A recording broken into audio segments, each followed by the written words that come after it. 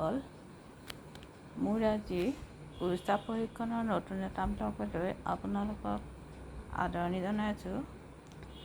আজি মই আপোনালোকক 3 ৰঙৰ ঊল সূতাৰে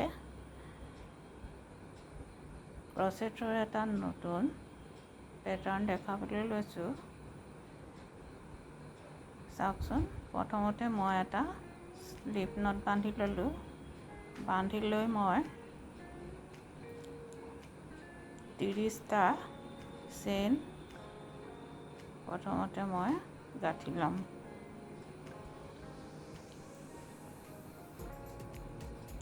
আপোনালোকে বিজুৰীয়া সংখ্যা ল'লে হ'ল 30, 36, 39 এনেদৰে বিজুৰীয়া সংখ্যক চেইন লৈ এই পেটাৰ্ণবিধ কৰিব পাৰিব। প্ৰথমতে এয়া মই 30টা কৰি লৈ এতিয়া প্ৰথম 3টা চেইন এৰি তাৰ পিছৰ চেইনটোৰ পৰা মই 3টা ডাবল ক্ৰচে কৰিম।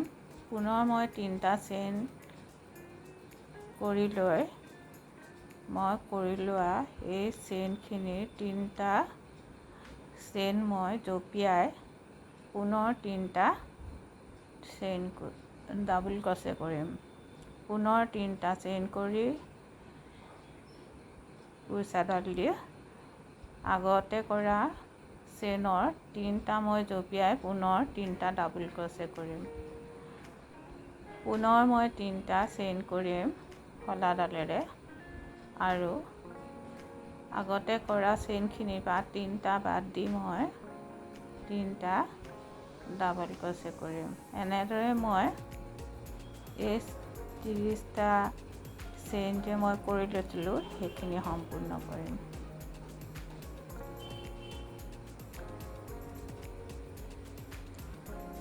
আপোনালোকক পুনৰ মই ক'ব বিচাৰিছোঁ যে আপোনালোকে কুৰ্চা কৰোঁতে সদায় হিচাপ কৰি কৰিব লাগিব, নহ'লে পেটাৰ্ণটো দেখিবলৈ বেয়া হৈ যায়।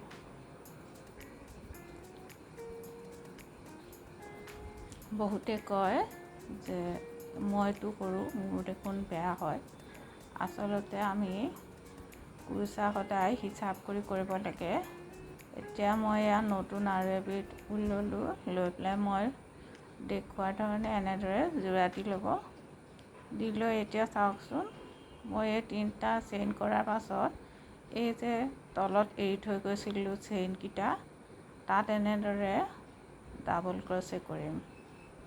মন কৰিব, এই তলৰ চেইনডালত এনেদৰে মই 3টা চেইন সোমোৱাইছিলোঁ আৰু সেই 3টা চেইনতে মই এবাৰ এবাৰকৈ ডাবল ক্ৰচে কৰিম। ওপৰৰ চেইনখিনিও এই শলাডালৰ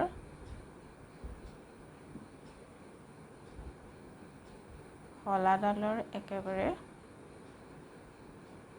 লগত থকা সূতাডালেৰে মেৰিয়াই পেলাই ল'ব লাগিব।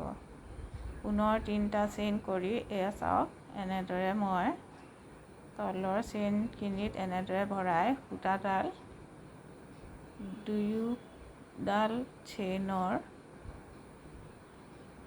মেৰিয়াই এনেদৰে আনিছোঁ, দেখিছেনে? এডালৰ ভিতৰেদি ভৰাইছোঁ আৰু ওপৰডালক মই এনেদৰে ঘূৰাই লৈ গৈছোঁ। এয়া চাওক, এয়া দেখিছে? যদি আপোনালোকে ওপৰৰ চেইনডাল বাহিৰৰ ফালে থয় তেতিয়াহ'লে কিন্তু পেটাৰ্ণটো আপোনালোকৰ ভুল হ'ব। এয়া দেখিছেনে? এয়া এনেদৰে মেৰিয়াই লৈছোঁ সূতাডাল। ভালকৈ মন কৰকচোন। প্ৰথম শাৰীটো কৰিবলৈ অলপ অসুবিধা লাগে, কিন্তু প্ৰথম শাৰীটো কৰাৰ পাছত আপোনালোকে ইমান দিগদাৰ নাপাব।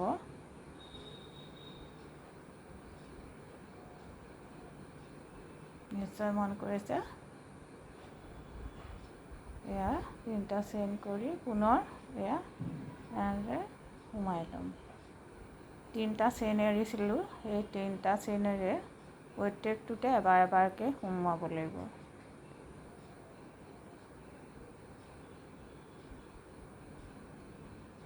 আপোনালোকে প্ৰথম শাৰীটো কৰি উঠি তাৰ পিছৰ শাৰীটো কৰোঁতে অলপ মনোযোগ সহকাৰে কৰিব, দেখিব বৰ সহজে কৰিব পাৰি। এয়া এতিয়া মই পুনৰ আকৌ নতুন এটা ৰং মই যোগ কৰিম। এয়া চাওকচোন, এই পেটাৰ্ণটো তিনিবিধ বেলেগ বেলেগ ৰঙেৰে কৰা, গতিকে ময়ো আপোনালোকক তেনেদৰে দেখাইছোঁ। আপোনালোকে বেলেগ বেলেগ ৰং তিনিটা ল'ব পাৰে। এতিয়াই বজাৰত ঊল বেছিকৈ পোৱা নাযায়, যিহেতু আমাৰ ইয়াত ঊলৰ প্ৰয়োজন নহয়, গতিকে মোৰ ঘৰত থকা ৰংকেইটাৰে মই আপোনালোকক কৰি দেখাইছোঁ। দেখিছেনে? এতিয়া এই চেইনখিনি ওপৰত যে আপোনাৰ হেৰিখিনি আছে, চেইনখিনি তাতে এনেদৰে সুমুৱাই সুমুৱাই কৰিব লাগিব। এবাৰ এবাৰকৈ ভৰাব। তিনিবাৰ আমি ডাবল ক্ৰছে কৰিছিলোঁ, গতিকে ওপৰেদি 3টা চেইন থাকি যায়। এয়া এনেদৰে এয়া এবাৰ কৰিলোঁ, পুনৰ আকৌ এটা চেইনত সোমোৱালোঁ। এয়া আকৌ এয়া কৰিলোঁ ডাবল ক্ৰছে, আকৌ এবাৰ কৰিম। এয়া কৰি পুনৰ 3টা চেইন কৰিম, কৰি পুনৰ এয়া ডাবল ক্ৰছে ওপৰত থকা সেই চেইনকেইটাত এনেদৰে সুমুৱাই সুমুৱাই 3টা ডাবল ক্ৰছে কৰিম। 3টা ডাবল ক্ৰছে 3টা চেইন, 3টা ডাবল ক্ৰছে 3টা চেইন, এনেদৰে আমি আগুৱাই যাম। আপোনালোকে মন কৰিব যাতে এক শাৰী এটা ৰঙেদি হয়।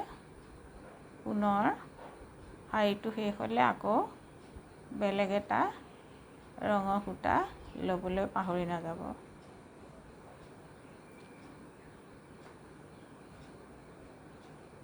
এই পেটাৰ্ণটো আপোনালোকে বেবী ব্লেংকেট বা এনেও কিবা টেবুলৰ কাপোৰ চাপোৰো গাঁঠিব পাৰে, কিন্তু বেবী ব্লেংকেটৰ বাবে বৰ উপযোগী, বৰ ধুনীয়া লাগে দেখিবলৈ। আপোনালোকে দোকানত বেবী ঊল পাব, বেবী ঊলেৰে গুঠি চাবচোন, ইমান সুন্দৰ লাগে, ডাঠো হয় আৰু উমো পোৱা যায়।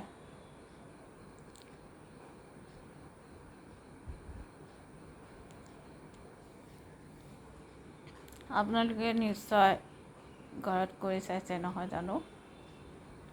মোৰ উদ্দেশ্যই হ'ল আপোনালোকক অলপ আভা দিয়া, গতিকে আপোনালোকে নিশ্চয় কৰিছে বুলি আশা কৰিছোঁ। কৰি চাব, লগৰীয়াসকলৰ লগত শ্বেয়াৰ কৰিব, ভাল পালে কমেণ্ট কৰি জনাব। মোৰ চেনেলটো ছাবস্ক্ৰাইব কৰিব আৰু কাষতে থকা বেলটো ৰিং কৰি থ'ব, তেতিয়া মই দিয়া সকলোবোৰ আপডেট আপোনালোকে পাই থাকিব।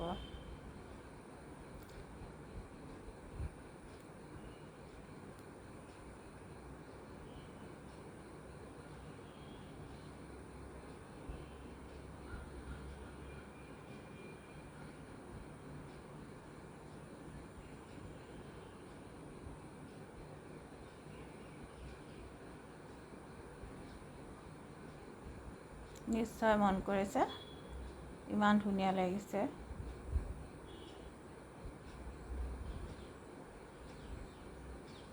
আপোনালোকৰ মন পচন্দৰ যিকোনো ৰং তিনিবিধ ল'ব, লৈ পেলাই কৰি চাব।